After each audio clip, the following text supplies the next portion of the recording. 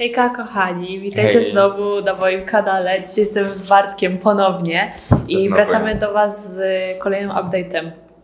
Tym razem jest to na pewno coś nowego dla nas, ponieważ zaczęliśmy studia, tak jak już mówiliśmy w poprzednim odcinku i właśnie chcielibyśmy się podzielić naszymi pierwszymi takimi wrażeniami. Bo już minęły 2 miesiące. Przede wszystkim chcemy zrobić taki update, że tak powiem, życiowy. Jak widzicie, już mamy nasze piękne gładzam z naszymi imionami w ogóle. Jesteśmy dodatkowo w studiu w KU, w Korea University, które można po prostu wynajmować, każdy student może wynajmować, tak? Tak. No właśnie, Bartek Przez aplikację prosto można wynająć. Tak. A ja ogarnęłam nam mikrofon, także robi się profesjonalnie. Mam nadzieję, że to też w ogóle podwyższy trochę jakość naszego gadania.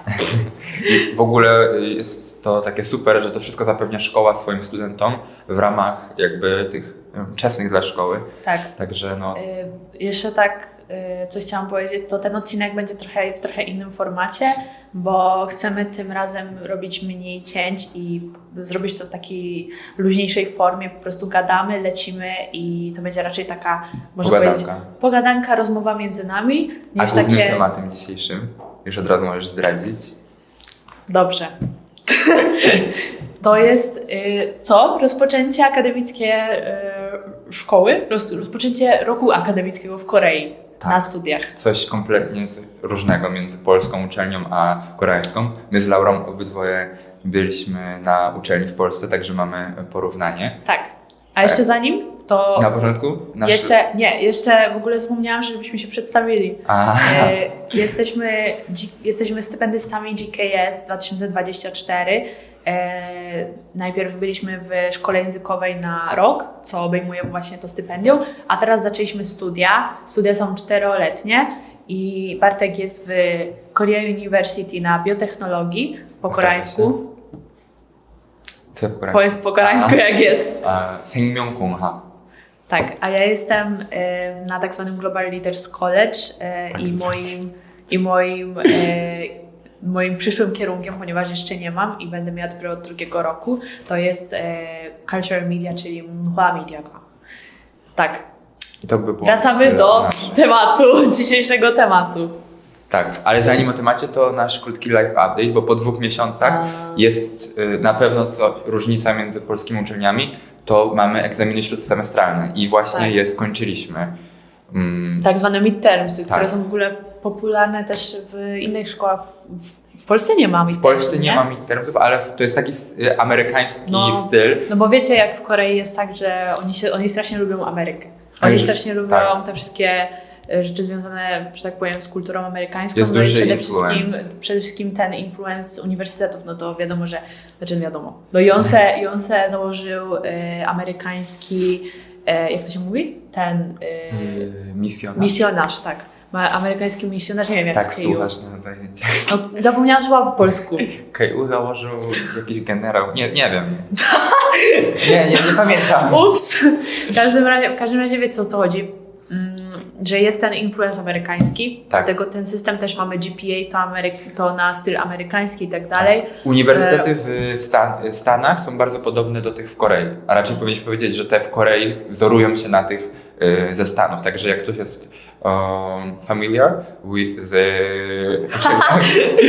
uczelniami w Stanach, no to są dużo podobieństw. No. Także robiliśmy te midtermsy, no słuchajcie, przeżyliśmy.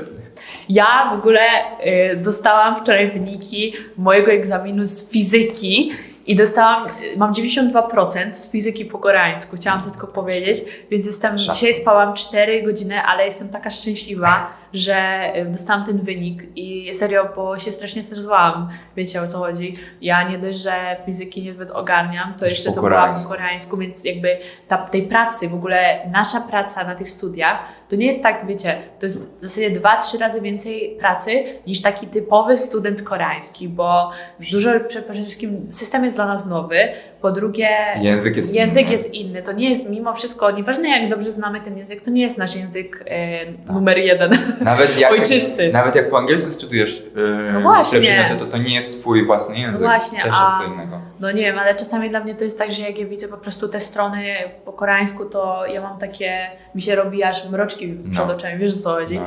Także no, było mega dużo pracy. Bartek nie spał po nocach, bo pisał jakieś co ty pisałeś? Jakieś ja miałem reporty, nie reporty? Tak, no, warto zaznaczyć, że Laura miała jakby wszystkie egzaminy w jednym okresie, a mój kierunek miał trochę inaczej, bo ja mam rozbite na 3 jakby sesje egzaminacyjne, więc ja miałem egzaminy trochę wcześniej od Laury, ale miałem tylko 2 egzaminy. A później na następny tydzień miałem trochę prac, jakiś taki esej, no ale Laura miała przez 1,5 tygodnia 2, bo nagromadzenie wszystkich tych egzaminów, no ja także to jest też taka różnica. 2 egzaminy też. 2 miałeś? Ja miałam 2, ale po prostu się strasznie dużo do nich uczyłam, nie? Jeszcze teraz mam, bo ja mam ten Cultural Media, nie? No to tam uczymy się na przykład Photoshopa, no to jest strasznie dużo prac co tydzień i jeszcze na pracę jakby na midterm, to też nie mieliśmy egzaminu, tylko mieliśmy po prostu wysłać pracę. No i to też po prostu strasznie mi długo zajęło. Ja robiłam tę pracę do 5 rano, z tego co pamiętam, a następny dzień w ogóle też tak miałam jakieś eventy, także no ogólnie jest pakseda. Tak, no ogólnie jest, jak opinia się zgadza z tym, że nauka w Korei jest traktowana na poważnie, no ale to tyle o naszych midtermsach, to te 2 miesiące minęły te egzaminy śródsemestralne, za mniej więcej 1,5 miesiąca egzaminy końcowe. Tak. No ale przechodząc do dzisiejszego tematu głównego. Rozpoczęcie roku. Jezu, coś by się wydawało takie niepozorne, że rozpoczęcie roku to tylko 1 dzień i w ogóle nie ma o czym rozmawiać, o czym mówić, ale w Korei to jest kompletnie co innego i wszystko się zaczyna już tak naprawdę przed oficjalnym rozpoczęciem. Może warto powiedzieć, że studia w Korei się zaczynają w marcu. Tak. Jak pewnie zauważyliście, że ten filmik jest na kanale gdzieś w maju, a my mówimy o rozpoczęciu. Mam nadzieję, że będzie w maju. Tutaj ale będzie czek. To nie tutaj budam cunego. Okej, go wpychamy. No, tak czy siak zaczynają się studia w marcu, chyba to jest pierwszy roboczy dzień marca, z tego co się kojarzę, ale wszystko zaczyna się jeszcze przed marcem. Może warto powiedzieć, jak się znajduje swój wydział. Większość wydziałów ma swoje konta na Instagramie. Nie wiem, czy ty swój znalazłaś na Instagramie też, ale ja swój znalazłem na Instagramie i tam już gdzieś w okolicach późnego stycznia, na początku lutego pojawiają się pierwsze informacje, takie jak czat grupowy, nie na Messengerze, bo tu się używa Kakao, ale coś na wzór takiej grupy na Facebooku, na Messengerze. I w ogóle dla mnie to jest takie szokujące, że to nie jest tak, że jakby powiedzmy organizują to ludzie, w sensie pierwszaki dla pierwszaków, tylko, bo dla mnie na przykład tak było na studiach w Polsce, że to po prostu pierwszak dla pierwszaka organizował to wszystko. W sensie, że jedna osoba, która była taka, wiecie, ogarnięta, taka do przodu. To ona to chciała zrobić, nie? Tak. Tylko tutaj wszystko organizują Sonbe. Tak. Sonbe to są seniorzy. Czyli osoby na wyższych rocznikach. Wyższych latach. Tak. No w każdym razie. Tak, w każdym razie nie. Faktycznie w Polsce jest ktoś zawsze, kto ogarnia, wystalkujecie albo stworzy grupę Biotechnologia Uniwersytet Gdański 2023 i tam się ludzie znajdują. Tak, a tutaj wszystko jest zorganizowane przez Haksenhue, czyli samorząd uczniowski. Ale tego wydziału, tego kierunku. Wydziału, albo po prostu przez Sonbe. No i to jest było dla mnie takie szokujące na początku. To był dla mnie taki szok kulturowy, bym powiedziała, no bo to jest po prostu dla mnie w ogóle coś takiego pierwszy raz takiego w ogóle doświadczyłam w życiu, że ktoś tak jakby to powiedzieć, że w ogóle że nie chce czegoś w zamian, tylko po prostu dbają sam z siebie wychodzi z taką inicjatywą. Tak. Bo wiecie, to nie jest takie właśnie jak w Polsce, że takie ogarnięta osoba tworzy tę grupę na Facebooku i ta grupa jest, jak ją znajdziesz to jest, a jak nie to nie. Tylko później te wszystkie na tych grupowych czatach jest pełno informacji, pełno takich pomocnych rzeczy. I tak właśnie to jest takie oficjalne, więc to, że ktoś wyszedł z taką inicjatywą i to faktycznie jest podtrzymywane, robione i kontynuowane przez lata i na wszystkich kierunkach, i na różnych uniwersytetach, to tylko poświadcza, jak to jest naprawdę takie wow, że ktoś wychodzi z taką inicjatywą. I właśnie chyba takim pierwszym spotkaniem przed jeszcze rozpoczęciem roku, w moim wypadku to około 2 tygodnie przed rozpoczęciem roku wyszła z inicjatywą właśnie ta Rada Uczniowska naszego wydziału, żeby zorganizować spotkanie sonbe z pierwszorocznikami. I to było takie wyjście do Sulciku, jakiejś restauracji napić się schodził, poznać się z tymi sonbe i to było zorganizowane tak, że na 3 pierwszoroczniaków był przydzielony 1 albo 2 sonbe z roku wyżej i oni opowiadali o tym, jak wygląda szkoła, co przygotować przed, jakie są ogólnie eventy na szkole i później też opowiadali o takiej kulturze, zwyczajach szkoły, było przedstawienie Soul Game, jak to robić, były też gry różne i takie integracje i to już było takie pierwsze spotkanie zorganizowane na 2 tygodnie przed oficjalnym rozpoczęciem, czy nawet 3. Nie wiem, czy u Ciebie w szkole też coś takiego było? U mnie odpowiednikiem tego to mieliśmy rozpoczęcie roku Chonghakseonghae, czyli jakby to nie było takie oficjalne rozpoczęcie roku, tylko rozpoczęcie roku, które miało przedstawiać samorząd. A to było przed rozpoczęciem roku? Tak, to było wtedy, jak ja pisałam egzaminy końcowe w szkole językowej. Ale to było organizowane przez tą Hakseonghae całego uniwersytetu? Tak. Aha. To było organizowane przez Hakseonghae całego uniwersytetu, czyli samorządu szkolnego całego uniwersytetu. A nie przez mój tylko wydział, czy przez szkołę. Aha, to czyli było jakby przez różne uczniów dla uczniów. I to było przedstawienie, wiecie, takie przedstawienie po prostu całego, wszystkich ludzi i tak dalej. Były jakieś tam występy i później mieliśmy Dwipuri. A to było w tym Megju jakimś tam? Tak. A, to pamiętam, że opowiadałaś. Megju Bada? Czy coś jakiś takiego? Jakiś wieloryb. Wieloryb? Nie wiem, Gore? No, Gore. W każdym razie. I wtedy było takie pierwsze spotkanie z Sonbe i pierwsze zapoznanie nas, czyli samych siebie jakby ze sobą. Bo też ty chyba mówiłaś, że siedzieliście, że to było organizowane przez samorząd szkolny, ale wyście siedzieli jakby między swoimi wydziałami. Tak było? Czy siedziałaś obok ludzi z innych wydziałów? To było tylko dla mojego wydziału. Aha, czyli to było organizowane przez twój wydział, a nie przez ten Dwipuri. A, Dwipuri było przez twój wydział? Tak. Aha. Dwipuri było organizowane przez mój wydział, ale ten rozpoczęcie roku to było podzielone na poszczególne nasze wydziały. Więc ja siedziałam tylko z moim wydziałem i tam też byli sonbe, którzy jakby z nami się zajmowali, bo Jezu, wiecie, to rozpoczęcie ono trwało 5 godzin. 6 godzin, coś takiego. Przez 3 godziny śpiewaliśmy piosenki, jak wiecie, jest to. To wy wtedy mieliście takie OT. Tak, bo to było OT. I co? I właśnie śpiewaliśmy to przez 3 godziny. Jezu, jaka ja byłam wtedy głodna. No ale w każdym razie to strasznie długo trwało i później poszliśmy na to Dwipuri i wtedy się trochę już tak poznaliśmy ze sobą. Nie pamiętam w ogóle tych ludzi, co teraz tam byli, ale nie wiem, czy to były te osoby, które teraz znam. W każdym razie, to było takim odpowiednikiem tego, co ty miałeś.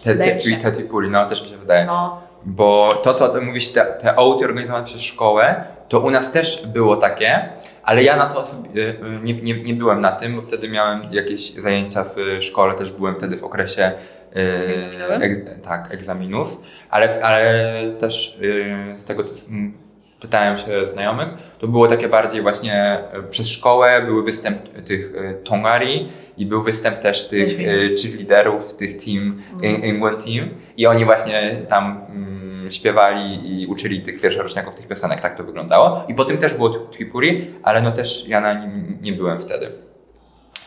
No, ale no to było taki jednodniowy event przed rozpoczęciem roku, ale coś takim największym eventem, takim odpowiednikiem wyjazdu integracyjnego myślę w Polsce na studiach. Czekaj. Ja jeszcze mam Semattan. Co to jest?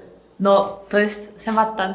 Tutaj będzie skrót napisany, bo ja nie pamiętam oczywiście, co jest tak. Seneki Machidan, coś tam. Senegi Machidan, to jest chyba całe, Senegi Machidan. I to znaczy, to jest po prostu, to są Sonbe, którzy się zbierają w taką grupę i oni, jakby ich zadaniem jest integrowanie pierwszaków. I my mieliśmy różne takie eventy właśnie z tymi, na przykład, co tam było? Wyjście do kawiarni planszówek. Co tam jeszcze było? K-pop. Jakieś tańce mówiłaś, że K-pop dance. Muszę się zastanowić. Czyli ogólnie była cała drużyna zbudowana z twojego wydziału, która była odpowiedzialna za zorganizowanie różnych takich małych eventów, spotkań integracyjnych przed rozpoczęciem roku szkolnego. Tak, oprowadzanie po tym integracyjnym, jak to się nazywa? Co ja w ogóle mówię? Oprowadzanie po kampusie dla pierwszaków, to też było z jakąś tam nagrodą. Wspólne jedzenie, no jeszcze tam były jakieś rzeczy, nie pamiętam teraz. W każdym razie, jeszcze było, wiecie co jest? Sushin. Czyli Sugan Shinjong, czyli rejestracja na zajęcia. W tym też pewnie dużo osób słyszało o tym, jaka to jest w ogóle rywalizacja, jaka to jest w ogóle, trzeba być szybkim co do milisekundy i to jest prawda. To jest prawda, dlatego też często sądy się zbierają z pierwszakami i im pomagają i też była taka akcja właśnie zorganizowana przez Semattan, także było bardzo fajnie i ja też poznałam właśnie przez to dużo sądbe z mojego wydziału, z którymi do dzisiaj utrzymuję kontakt. No i co? I teraz powiemy o tym SETO, czyli najważniejszym... tym wyjeździe integracyjnym. Tak. Ale w Polsce wyjazd integracyjny to jest coś, co mi się wydaje, że większość z widzów nie uczestniczyło. Nie wiem jaka jest frekwencja. Ja też nie byłem. W ogóle miałaś? Może pewnie miałaś jakieś, ale ja pamiętam, że dostałem jakiegoś maila, że nagle tam do jakiejś... Byłem na Uniwersytecie Gdańskim, a nasz wyjazd integracyjny był w ogóle gdzieś nad jeziorem w Lubuskim. Także I don't know. I w ogóle z tego, co rozmawiałem z ludźmi, też mało kto na nich pojechał. A ten wyjazd integracyjny w Korei, który się nazywa właśnie, tak jak powiedziałaś, SETO, ma frekwencję praktycznie, myślę, że nie skłamałbym jak 90% powyżej. SETO to znaczy Senegi Beuto. No, czyli po polsku? Jakby obóz nauki dla pierwszaków. No, to brzmi śmiesznie, ale w sumie nigdy tak potem nie myślę, jak mówię SETO, tylko dla mnie SETO to SETO. Dla mnie SETO brzmi jak seta. Się kojarzy z zaraz przejdziemy do tego. Do tego przejdziemy do tematu. Tak czy siak. Ale tak, tam jest duża frekwencja, bo ja słyszałam, że po prostu później jak się nie pojedzie na SETO, to jest się takim trochę wyrzutkiem na wydziale. W sensie bardziej rzutkiem, że ciężko znaleźć sobie znajomości, bo tworzą się już takie po prostu tam znajomości na tym wyjeździe integracyjnym. To jest na tyle ważne i na tyle jakby oczekiwane przez uczniów wyjazd i on na ogół się właśnie odbywa przed rozpoczęciem roku szkolnego. No ale to też jest różnica, bo Laura miała go po. Ale ja w ogóle byłam jakimś specjalnym przypadkiem, bo większość jest przed. Bo mnie na uniwersytecie też są przed, tylko po prostu mój wydział mnie po, nie wiem czemu. No ale w każdym razie... No tak czy siak jest na ogół przed i na ogół jest to wyjazd 3-dniowy, 2 noce, 3 dni. Ja miałam 1 noc. No Laura miała 1, no bo przez to pewnie, że już po rozpoczęciu roku szkolnego, no to już byłoby ciężej takie zorganizować. No ale z mojej perspektywy, jakby to opowiedzieć, no to jest wyjazd integracyjny dla pierwszoroczniaków, ale też już pewnie pierwsza rocznica jedzie się razem z Sonbe. Tak. Czyli jakby poprzednim rocznikiem, czyli rok wyższym od ciebie. I oni to jakby organizują i oni są podzieleni na przywódców grup, że tak powiem, i na moim wydziale jest około 110 osób i z tych 110 osób powyżej 90 pojechało na to SETO i myśmy byli wszyscy podzieleni na 10 grup i w każdej grupie był jeden sonbe albo 2 i oni byli odpowiedzialni za właśnie pomaganie i wszystko to jakby opowiadanie integracji. I już w tym momencie chcę powiedzieć tylko to, co już powiedziałaś. Jacy ci sonbe są wyrozumiali, pomocni i jednocześnie też śmieszni, zabawni, że to są naprawdę, oni naprawdę chcą pomóc i wszystko to wyjaśniają, ale jednocześnie możesz poznać mega śmiesznych ludzi, fajnych i nawiązać takie znajomości. No i jak wygląda to SETO, bo to jest najważniejsze. Jesteśmy podzieleni na te grupy i są różne gry jakieś integracyjne, które rywalizuje się na No tak, na początku nagrody. to jest taka, wiecie, taka typowa integracja i jeszcze tam jakieś tłumaczenie, nie wiem czy ty miałeś takie tłumaczenie jak działa szkoła, tak. jakieś, żeby pić, w ogóle u mnie było jeszcze coś takiego, żeby nie zmuszać ludzi do picia, tak, bo to też w ogóle jest taki temat trochę w Korei taki, nie wiem, jak to się mówi? Taki kontrowersyjny, bo kiedyś tak było, że się strasznie zmuszało do picia, a teraz... Że jak starsza osoba ci naleje, no to musisz się napić. A teraz już jest tak, że jakby nie zmuszają. Tak, mówi się dużo, mówi się, że po prostu pij jak chcesz pić, a nie, że ktoś ci nalewa, to ty musisz się napić. Wiecie o co chodzi? Teraz jest bardziej tak żartami, że no sąd ci naleja, a ty się napijesz. Tak, to wygląda. Dlatego też właśnie na tym seto też miałam, nie wiem czy ty miałeś coś takiego, tak, bo... że wiecie, że tylko tłumaczenie, że właśnie żeby pić z umiarem, jak nie znasz swojego limitu, to że nie pij za dużo i tak dalej, bo wiecie, bo to są dzieciaki. W sensie my jesteśmy najstarsi na tych w ogóle na tych wydziałach. Bo... Bartek jest z 2003, ja z 2004, a my chodzimy razem. 2006. Także dla mnie... Oczywiście to jest większość z 2006, są też osoby 2005. No to już prawie jak ty. Nie, u mnie jest dużo 2005. U mnie jest dużo 2005, ale 2005 to i tak jest 2 lata różnicy. No tak czy siak jesteśmy starsi. Dlatego oni mają prawo nie znać swojego umiaru, wiecie o co chodzi. No tam większość osób w ogóle to są osoby, które nie piły w ogóle wcześniej alkoholu i są też osoby, które tam jadą i to jest ich pierwsza styczność z alkoholem, bo jakby nie patrzeć, oni od legalnego wieku, w którym mogą pić alkohol, minęło dopiero 2 miesiące. Bo to jest, mówimy o wydarzeniu, które jest na końcu lutego, a oni wszyscy mogą pić od stycznia. Że na ulicy są osoby, które nie miały styczności z alkoholu. Tak. No ale właśnie jak już zeszliśmy na ten temat alkoholu, to trzeba powiedzieć, że jest taką kulturą koreańską, taką munhwa, właśnie picie alkoholu i granie w Seoul Game. Tak. I to jest coś, co też... Uczy się na seto. Tylko, że to seto, w ogóle to seto się właśnie czym dzieli na taką część oficjalną, gdzie są właśnie te gry, wiecie, tłumaczenie jakieś tam oficjalne, szkoła, nie wiem, jakieś pokazy przez sondę. U mnie jeszcze, bo wiecie, bo u mnie, tak jak powiedziałam, mamy ten college. Czekaj. No. Mamy ten college. Ja się dostałem, co ty chcesz zrobić. I on się dzieli na jeszcze różne wydziały. Mamy bioengineering, mamy implied information, mamy Kupcie Tongsang, co to jest? Kongsa? Tongsang. Że tłumaczenie? Nie, Tongsang. Kupcie Tongsang. Międzynarodowy International Commerce. International Commerce, moje Cultural Media i... Już 5 powiedziałaś. Nie, jeszcze jedno. Korean Language and Education, coś takiego. I to są jakby, i mamy różnych sonbe z tych różnych wydziałów i oni się przedstawiają swoje haksenhue, bo mamy poszczególne jeszcze haksenhue poszczególnych wydziałów.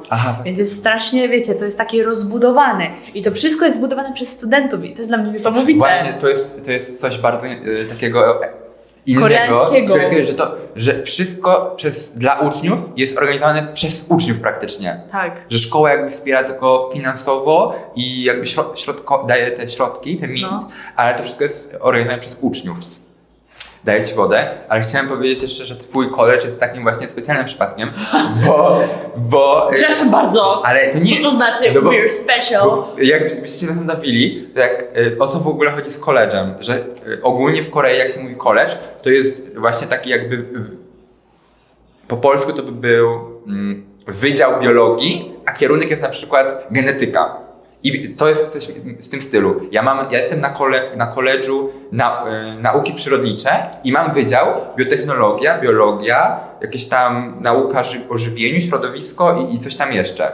To jest mój college. A twój college ma, uwaga, commerce, czyli jakiś biznes, bioinżynieria nagle, później kultura, czyli jakby po każdym z innych dziedzin. Tak. Dlatego pod tym względem jest specjalny.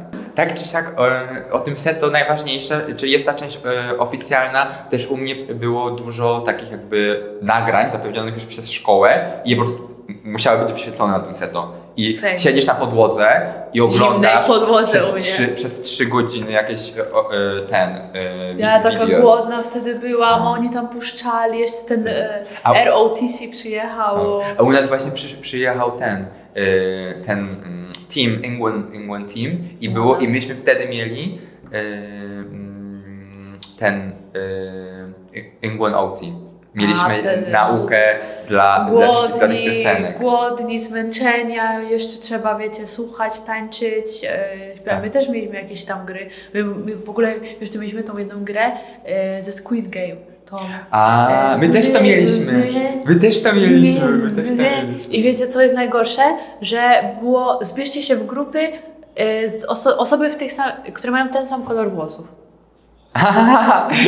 No właśnie jakby Ja przegrałam. Seto jest, nie zapomnijmy, organizowane przez Koreańczyków, dla Koreańczyków, więc jakby to Więc my nie byliśmy tam mile widziani. Ja na przykład najlepszy wynik miałem w grze, znaczy najlepszy oczywiście z przymrużeniem oka, która polegała na narysowaniu, narysowaniu, żeby dana osoba odgadła chińskie jakieś przysłowie. O Także jak ja Jezus. widzę te chińskie przysłowie, które przekazywali przez 3 sekundy, to ja ledwo zdążyłem przeczytać, już nie mówiąc o zrozumieniu, i teraz ja mam je narysować, żeby ktoś inny je zgadł. Także takie gry czasami się pojawiają. Także no, jeśli coś takiego się pojawi, no to niestety my mamy słabe pole do popisu, ale mimo wszystko to jest mega fajny czas i najważniejsze jest to, co się dzieje wieczorem, czyli po tych wszystkich integracjach, czyli te Soul Game i taka integracja faktycznie, gdzie już się rozmawia, pije, są te zabawy, Soul Game'y. I u nas, przez to, że były to trwało 3 dni, to pierwszy dzień było takie coś, że że nie pijemy w ogóle, że jakieś tam dali nam makuli tylko i żeby tylko się nauczyć tych Soul Game. I faktycznie to była taki vibe, że się tego uczyliśmy.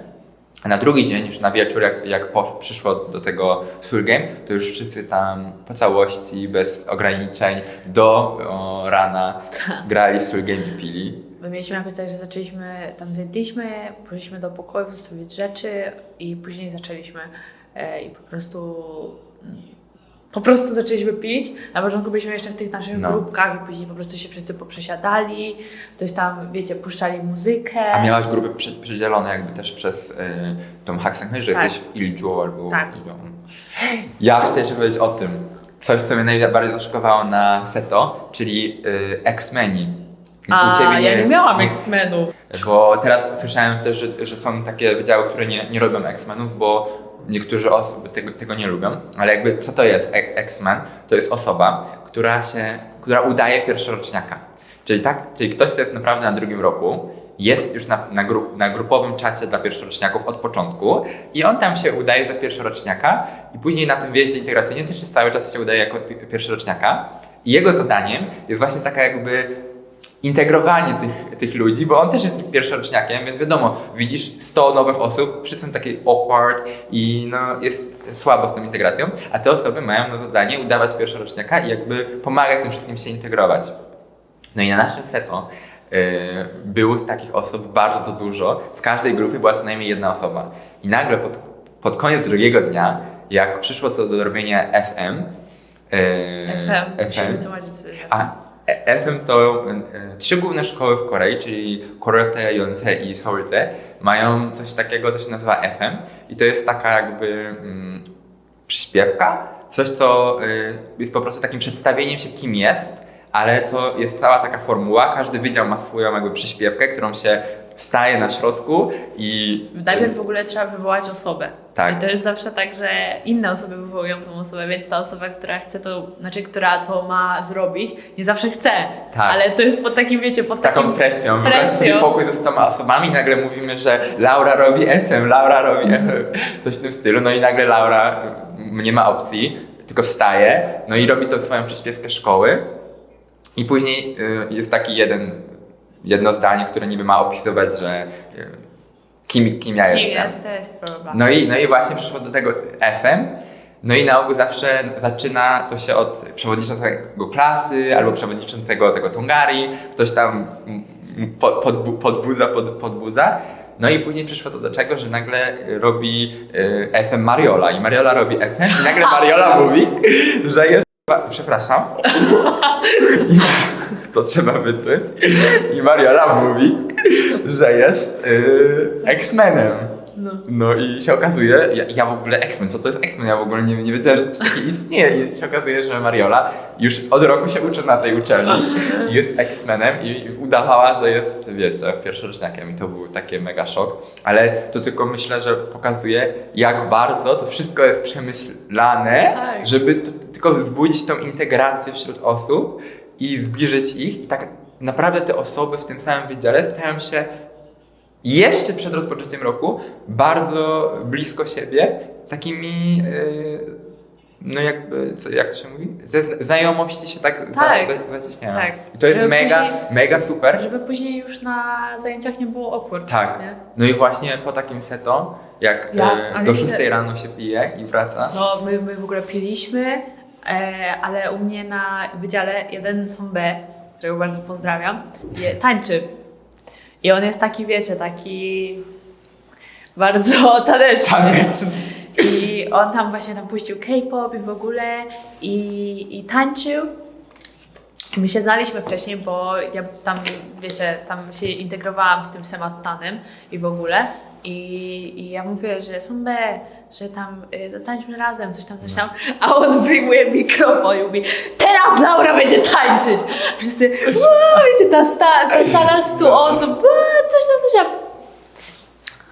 A ja, Jezus, nie? Ale wtedy już byliśmy bardzo takim wstawionym poincie, także no, wykonałam swoją robotę i powiem wam, że to jednak mimo wszystko, mimo że to nie był comfort zone i to jest na pewno coś, do czego nie chcę wracać wspomnieniami, to jednak to mi dużo dało, bo ludzie jakby zaczęli, że tak powiem, kojarzyć mnie za coś innego niż bycie obcokrajowcem.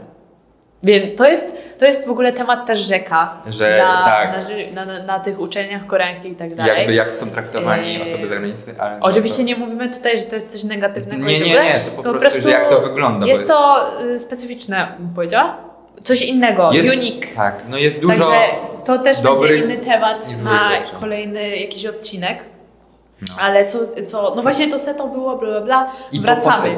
No. Wracamy w ogóle ja jeszcze miałam wybieranie bana. A, Bandypio? Bandypio. No dobra, ty miałaś na seto? No ja miałam na seto. No to powiedz, co to jest te Bandypio. To jeszcze przed piciem. A, to było jeszcze przed? Tak, no bo... Aha, no dobra, sobie. No. Mieliśmy wybieranie tak zwanego bandepiu i w sensie jak to się mówi? Banjang i... Czyli przewodniczącego klasy i tych... Banjang i Bubanjang. Nie, w ogóle to było tak, że właśnie siedliśmy w tych naszych, wiecie, klasach, które mamy już po prostu z góry wybrane przez Sonbę i siadamy w tych naszych klasach. Mieliśmy takie fajne, wiecie, identyfikatory, więc było wiadomo, kto jest kim.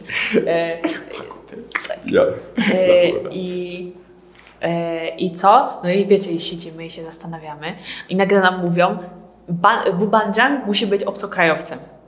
A ja, Jezu, nie? Wiecie, tam siedzimy i tylko ja byłam taka, że tak powiem, taka aktywniejsza z tych ludzi, z tych obcokrajowców. No wiadomo, że jak jest się obcokrajowcem, to zazwyczaj osoby są takie mniej... No wstydzą się po prostu, bo no i w ogóle też to jest ich pierwszy język. Wziąć odpowiedzialność za coś takiego jak wiceprzewodniczący klasy na uniwersytecie w innym kraju, gdzie nie znasz języka perfekcyjnie. No ale znaleźć taką osobę tutaj. Ale powiedziałam, no dobra, no ja pójdę, trzeba, trzeba, to trzeba, nie? No i tam wybrali Koreańczyka jako Banjanga i mnie jako Bubanjanga i nagle mówią... Trzeba teraz wyjść na środek i powiedzieć, co będzie się robiło. Jako ten wiceprzewodniczący i przewodniczący. Ja mówię, Jezu, cudownie, nie? No i tam, ale dobra, powiedziałam tam, że będę jakiś abro, hensary bandyro, bogesumnita, czy coś takiego, jinheng bogesumnita, czy coś takiego powiedziałam. I powiedziałam, dobra, już. Ale w ogóle ja wychodzę, wiesz co, jakby mi było miło, bo ja wychodzę, a oni zaczynają krzyczeć moje imię. To było mi tak miło. To warto zaznaczyć, że ta zasada, że musi być obcokrajowiec jako przewodniczący klasy, to w przypadku Laury ma bardzo duży sens, bo ten twój specjalny wydział, to już tu powiedzieliśmy, jest głównie zbudowany z Koreańczyków. i... Obcokrajowców, ale 90% to są Koreańczycy. Myślisz, że aż 90? 80. Wow. Czyli zobaczmy, że już 20% osób to jest osoby z zagranicy. No. Co na innych wydziałach jest bardzo rzadkie w uniwersytetach koreańskich, żeby 20% aż osób, studentów było osoby z zagranicy. Tak. Chyba że to jest jakiś wydział Media albo Kyunghyun Albo biznes. po angielsku, nie? No. Ale poza tym te wydziały są takie, że osób z zagranicy jest bardzo są mało i na ogół jak już są, mimo że są z zagranicy, to są, nie wiem, osoby z zagranicy, które żyły cały rok w Korei. Tak czy siak, no to, Ale że powiem- jest osób dużo ale z zagranicy, to powiem ta wam, zasada że- ma sens. No tak, ale powiem wam, że nie było za dużo obcokrajowców na tym seto, to po pierwsze. I po drugie, z tego co widzę, bo no mówimy, że większość osób to są, znaczy, że 90% to są obcokrajowcy, ale z tych 20% to 90% to są Chińczycy, nie? I problem jest taki, że Chińczycy się w swoim gronie często trzymają. Logiczne, nie? Sami swoi. Sami swoi, nie? Myślę, że jakby nie wiem, jakbym miała innych Polaków, to też bym się z nimi dosyć blisko trzymała. Ale wiecie, o co chodzi? Że po prostu ja na przykład się trzymam głównie z Koreańczykami na moim wydziale, nie? No bo tak jest najlepiej w sumie. Według mnie, nie? Ty nie masz wyboru. Ja nie mam wyboru, bo na moim wydziale trudno powiedzieć, żeby było aż 20% osób z zagranicy. Dobra, ale wracając do tego, że jak wygląda... No i dokładnie, no tak i właśnie Laura została Tak. wiceprzewodniczącą swojej klasy na wydziale, Tak. czy tak? Na wydziale, no. A ta klasa to jest tak, że klasa ta Media Culture, czy klasa to jeszcze coś innego? Nie, no bo ja jeszcze nie mam... Aha, czyli po prostu masz jakby Ilban, Iban, Samban i tak. Tak, ja Aha. jestem Saban. Saban? Ty też? Ja jestem sam. U mnie nie masz Saban. Ty masz za dużo osób. W ogóle czemu przekładasz sobie? Patrzcie. Ja mam chyba 10 banów, czy coś takiego. My mamy 130 osób? 150? To jak 130 osób i 10 panów, to co w jednym panie jest 10 osób? 130. No to chyba się nie zgadza matematycznie. Jak masz 130 osób i 10 klas po 30 Nie, osób. to 20 jakoś jest. Albo 14? Nie pamiętam. Dobra, patrzcie, tak. Nie pamiętam. Tak, jak to wyglądało u mnie na... I później, czekaj, No. jeszcze później Wtrącenie. wtrącenie jest takie, że co się robi w tych banach, po prostu chodzi o to, że chodzi o Integrację. dalszą integrację i te bany są przez pierwszy rok. Tak? Tak nie masz? No, w sensie u mnie już do końca jest tym banem, ale faktycznie przez pierwszy rok najwięcej jest jakby... Może tak jest. Nie wiem. Najwięcej jest jakby tym... Bo te bany też wpływają u mnie na to, jaki jest podział klas na zajęciach. Więc, to my tak chyba aż tak bardzo nie mamy. W każdym razie coś chciałam powiedzieć? Że to się robi w tych że banach. no właśnie mamy takie integracje, no i faktycznie te budzianki i bandziangi i bubandziangi. No, Czy? bo u nas się mówi pantypio. Czekaj. Bupandziang. Bubandziang i bandziang. Tak, dobra. Czyli bandziangi, bubandziangi to faktycznie oni organizują te różne dalsze banmoim, czy jakieś wyjazdy, czy jakieś wydarzenie i tak dalej i to trzeba się właśnie w to angażować. No, tylko chciałam powiedzieć, że po co są te bany w ogóle, nie? A Bartek, jak ty No to zanim jeszcze zanim ja powiem, jak wyglądało u nas głosowanie, to jak wyglądają u nas bany, bo to teraz wyszła różnica, której też nie wiedziałem, że u nas też, w którym jesteś banie, czyli w tej klasie, to wpływa na to, na podział klas, bo u nas niektóre przedmioty były jakby z góry przypisane i właśnie w zależności, w której byłeś w klasie, no to do tego nauczyciela trafiłeś. No bo wiadomo, że wszyscy muszą mieć laboratoria z biologii, no a nie może być w jednej grupie 100 osób. Więc jakoś ten podział musiał być zrobiony i on właśnie był zrobiony na podstawie tych klas. I też był wybierany u nas przewodniczący tych klas. Tylko u nas było zrobione tak, że zostało po prostu wybranych 2 przewodniczących. Nie było podziału na przewodniczący i wiceprzewodniczący, tylko każda klasa z tych 3 miała wybranych 2 pandypio. Ale jak zostało to wybrane, to już się nastąpiło poseto. Poseto w pierwszym tygodniu było zaraz na drugi dzień po rozpoczęciu roku takie generalne spotkanie Wydziału Biotechnologii, bardzo oficjalna rzecz, co mnie mega zaskoczyło, szczególnie, że tydzień temu byliśmy na Seto i wszyscy się tak super bawili i nagle przychodzisz na te zebranie oficjalne, jakiś taki apel i tam wychodzi student, który tydzień temu razem piliście i graliście w Soul Game i nagle on mówi takim najbardziej formalnym koreańskim i pokazuje takie wszystkie listy, ile było wydatków przez departament, gdzie, co zostało wydane, ile było wpływów, było głosowanie na temat, czy dany klub studencki może zostać podtrzymany, kto jest za, kto jest przeciw i musiało być spełnione jakieś kworum i to było takie mega oficjalne, to było dla mnie takim szokiem. I przeszło do części wybierania tych pandepio. I z tego, co słyszałem w poprzednich latach, nikt nie chciał być tym pandepio i zawsze już w końcu się zgłosiły jakieś 1 czy 2 osoby, które chciały, albo które koniec końców się zgłosiły. A na naszym roczniku stało się coś, co sądy mówili, że nigdy nie miało miejsca wcześniej, że przeszło do głosowania na pandepio klasy pierwszej i nagle zgłaszają się 4 osoby. Więc co trzeba zrobić? Nikt nie wie. No i więc 4 osoby wyszły na środek i mówiły właśnie swój program, jakby co będą robić. I później było głosowanie normalnie przez kakao głosowanie. Także to było też takie formalne. No i jakby to było tak, że na początku wiecie, nikt się nie zgłasza, a nagle w jednym momencie zgłaszają 3 osoby. No i jest nagle problem, bo trzeba zrobić to głosowanie.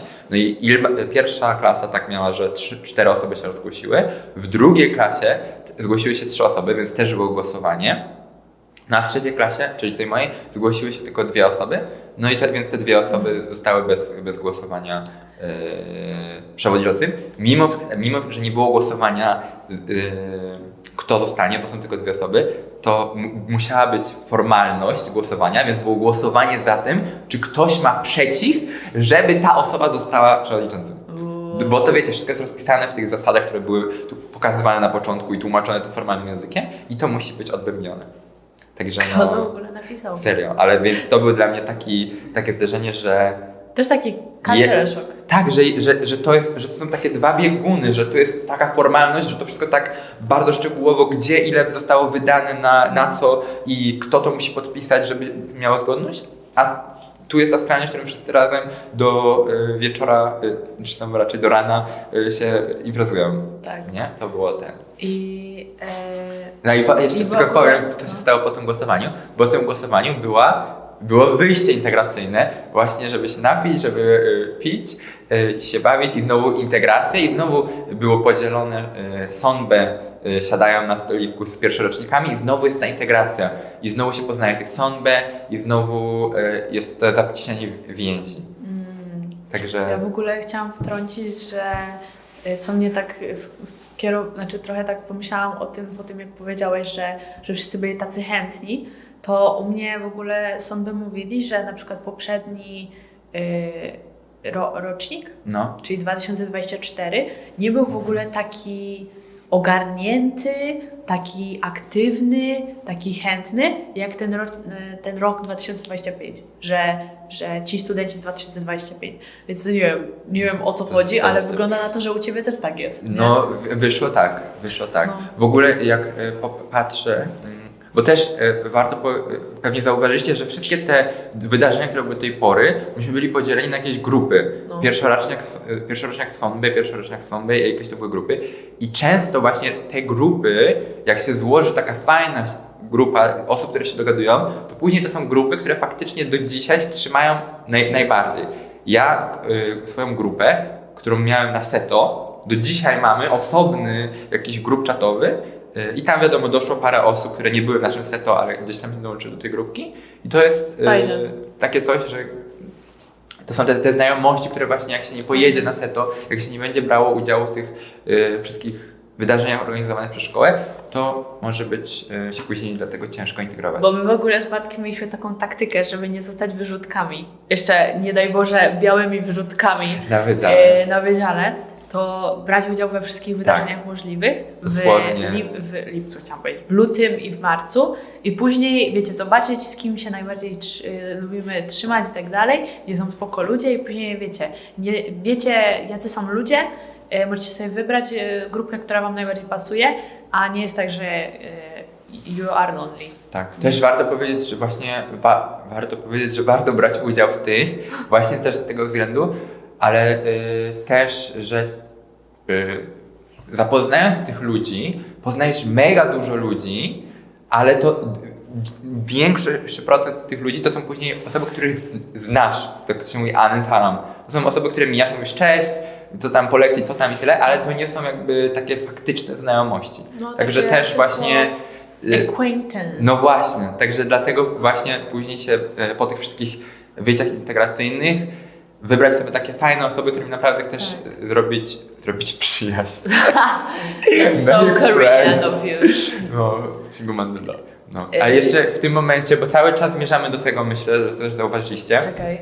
Musimy już kończyć, kochani. Musimy kończyć, ale... Ponieważ Bartek ma zajęcia zaraz, Ale ja chcę powiedzieć, że zmierzamy do tego, że jest mega przytłaczająco fajnie duża ilość tych integracyjnych eventów, które wszystko powodują to, że jeszcze przed rozpoczęciem faktycznie roku, albo już w tym pierwszym tygodniu, wszyscy są mega zintegrowani i to jest mega super, coś czego nie doświadczyliśmy ani Laura w Polsce i to jest fajne. A jeszcze na zakończenie myślę, że warto powiedzieć tylko o tym, co to jest Ponson i Ponhu, bo to się dzieje faktycznie na pierwszy tydzień po rozpoczęciu jakoś szkoły i to jest cały czas w tym temacie integracji tego rozpoczęcia roku szkoły.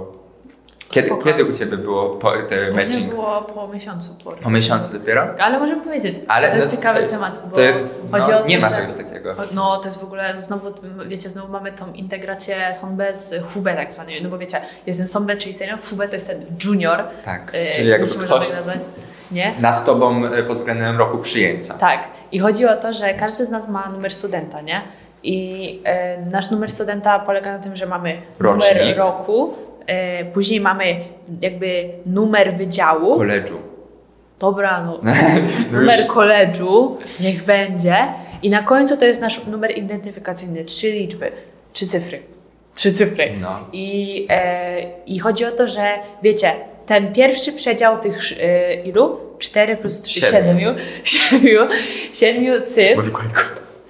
To jest 7 cyfr jest stały, więc jakby Sonbe też będzie miał dokładnie taki sam, no bo ma ten sam college, nie? I zmieni się tylko rocznik, czyli 2025 na 2024. No tak, to nie będzie stały, sorry. To tylko 2024 się zmienia na 2025 w naszym przypadku, a te końcowe 6, tak. Nie, to też nie jest stałe, bo przecież każdy ma inny. Ja to powiem, patrzcie. Ale nie, czekaj, bo mi się pomieszało. No dobrze mówisz, że ten numer polega na tym, że ostatnie 3 liczby są indywidualne dla każdego studenta, tak. Ale te liczby odpowiadają po prostu liczbie na roczniku przyjęty i każdy rocznik co roku przyjmuje podobną albo tą samą liczbę studentów. No. Czyli wyobrażamy sobie sytuację, że ja mam numer ostatni 296, czyli jestem studentem 296 i osoba z Wydziału Biotechnologii, która została przyjęta rok wcześniej niż ja, też może mieć numer 296 na końcu, też będzie miała po środku 3 takie same cyfry jak ja, bo jest w tym samym koledżu, ale będzie miała inny rok przyjęcia. Tak, czyli 20, będzie miała 24. Nie 25. Tak, czyli będziemy się różnić rokiem przyjęcia, ale mieć ten sam numer. Czyli tylko jedną cyferką się różnicie. Tak. Muszę iść do toalety, bo nie wytrzymam. No i właśnie takie osoby, które mają ten sam 3 ostatnie cyfry, ale różnią się rokiem przyjęcia, to zostają jakby zmatchingowane, połączone więzią o nazwie Ponson i Ponhu, czyli tworzą... Ponsonbe i Ponhube. Tworzą online, czyli... Chyba sobie wymyślić. Nie, tak się mówi. Tak? U nas się tak mówi. Tak czy siak właśnie jest ta online, która może się ciągnąć bardzo dużo, bo może być rocznik do tyłu, rocznik 2 do tyłu, rocznik 3 do tyłu. Ja mam znajomego, który się ciągnie aż do 2017 z jedną osobą tylko pomiędzy, której nie ma. I oni mają coroczne spotkania. That's crazy! I to jest właśnie polega na tym, że tworzy się taka więź, która jest czasem porównywana do takiej więzi rodzinnej. I ten Ponson to jest taki Sonbe, który jest twój, że on na ciebie dba. O ciebie dba, tak. I to naprawdę znowu jest coś, co jest niepisaną zasadą, ale coś, co wychodzi z inicjatywy jak ci sądy traktują swoich hubę, Tak. że to nie jest nic, nikt cię tego nie zmusza, ale wszyscy jakby naturalnie cię tak traktują, bezinteresownie. No. I teraz co oni robią? Oni, na moim przykładzie. Tutaj mamy kulturę tak zwanych babiaków, ale to już nie będziemy tego tłumaczyć w tym odcinku, ale, Tak, ale no- mamy babiaki, mamy... Zapewnianie notatek z poprzednich lat, egzaminów, jakby no od wszystkiego. Jak masz jakieś pytanie, to idziesz do Ponson Tak. i pytasz się. I to jest taka więź, no znowu coś, co pomaga w tej integracji. Czego nie ma w Polsce. Nie ma w Polsce i co jest no super. Tak. I to tylko pokazuje Różnice, różnice tak. w nauczaniach, Kulturze. ale A najśmieszniejsze jest to, że te faktyczne jakby rozpoczęcie roku szkolnego jest... Nikt na nie nie chodzi. Tak, jest faktyczna ten apel czy ceremonia, Tak. jest jakaś Zazwyczaj- oficjalna przez szkołę, które mało... Tak, zazwyczaj rodzice po prostu z dziećmi chodzą, Tak. no a my nie mamy rodziców. Ani dzieci. Więc nie byliśmy na tym. Tak, ani więc ja, ani Laura nie byliśmy. tym, Ale tym akcentem tym będziemy akcentem kończyć. Doszliśmy, zauważmy, przy tym całym podcaście, że dopiero do drugiego tygodnia studiów, Tak. jakby cofnąć się w przeszłość. Jeszcze są jakieś tam wydarzenia, Tak. jeszcze jakieś, wiecie, zawsze są jakieś Dwipuri, czy O jakieś, których nawet nie wspomnieliśmy, no, a ale jeszcze to było. następnym razem. Także tak dużo się wydarzyło, jeszcze zanim faktycznie poczuliśmy się chyba studentami. Tak, jeszcze mamy Georgioban tak zwany, później mamy hubbing, No. później mamy Akaraka Eventy, i MT, Akaraka i Ypsilanti. Ypsilanti. Także o tym wszystkim na pewno będziemy mówić w kolejnych odcinkach. Co jeszcze mamy powiedzieć? Nie wiem w sumie, ale No, na początku taki był nasz live update. Tak. Jesteśmy teraz po egzaminach już. No a No i dzisiejszym ogólnie- tematem, ten rozpoczęcie roku szkolnego, myślę, że powiedzieliśmy o tych wszystkich różnicach, jakie to było i dużo rzeczy się pewnie pojawiło nowych, więc jak są jakieś pytania, no to śmiało w komentarzach pytajcie się. Jak jest coś, co No nie i- wiem, byście chcieli wiedzieć o takim życiu albo koreańskim, jak macie pomysły na kolejne odcinki właśnie i tak na dalej, temat kolejnego to odcinka. zapraszamy do pisania, bo my mamy jak zwykle dużo do pogadania, szczególnie Bartek lubi mówić, także Jak już zauważyliście. także zapraszamy bardzo do w ogóle dawania jakiegoś feedbacku, czy Wam się podoba taki format, takiego gadania, Dłuższy. czy lepiej są jakieś, zastosować jakieś poprawki, Tak jak, poprawki czy coś takiego, to zapraszamy do komentowania i dziękujemy bardzo za Poświęcony czas na poświęcony czas i pozdrawiamy serdecznie z Seulu. Z Koreotex. Z Koreo. Z sali multimedialnej, którą wynajęliśmy. Bo to powinien być taki teraz b-roll na całą tę salę, co wynajęliśmy. Bartek w ogóle jest boso. No, tego nie musiałeś zdradzać. Dobra, Nie widać to moich. pa kochani. No to żegnamy i do zobaczenia, do usłyszenia. Bye bye. Bye. Idziemy. Let's go.